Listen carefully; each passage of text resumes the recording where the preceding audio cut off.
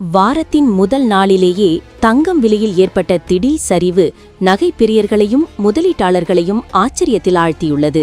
கடந்த சில நாட்களாக தொடர்ந்து ஏற்றத்திலும் இறக்கத்திலும் இருந்த தங்கம் இன்று கணிசமாக குறைந்திருப்பது சந்தையில் புதிய எதிர்பார்ப்பை உருவாக்கியுள்ளது. தங்கம் எப்போதும் பாதுகாப்பான முதலீடாக கருதப்படுகிறது.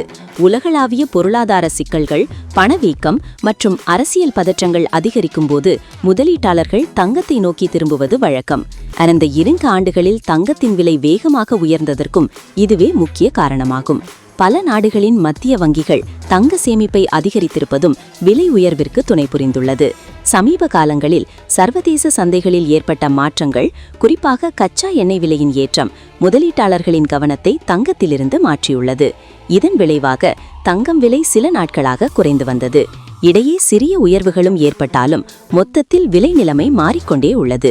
இன்றைய நிலவரப்படி 1 கிராம் தங்கம் 13,810 ரூபாயாகவும் 1 சவரன் 1,10,480 ரூபாயாகவும் விற்பனையாகிறது. ஒரே நாளில் 1000 ரூபாய்க்கும் அதிகமாக குறைந்திருப்பது குறிப்பிடத்தக்கது. இது நகை வாங்க நினைப்பவர்களுக்கு நல்ல வாய்ப்பாக கருதப்படுகிறது. திருமணம், விழாக்கள் போன்ற நிகழ்ச்சிகளை முன்னிட்டு தங்கம் வாங்க திட்டமிடுபவர்கள் இந்த சரிவை பயன்படுத்தலாம். வெள்ளி விலை பற்றி பேசும்போது அது தற்போது நிலைத்தன்மையுடன் காணப்படுகிறது.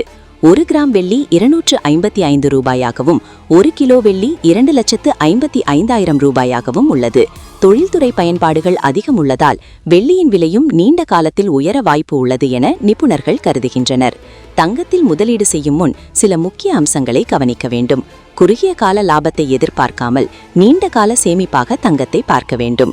டிஜிட்டல் தங்கம், ETF மற்றும் நகை போன்ற பல்வேறு வடிவங்களில் முதலீடு செய்யும் வாய்ப்புகள் தற்போது உள்ளன. ஒவ்வொன்றுக்கும் தனித்தனியான நன்மைகள் மற்றும் ஆபத்துகள் உள்ளன. முடிவாக, தங்கம் விலை இவ்வாறு ஏறி இறங்குவது இயல்பானது.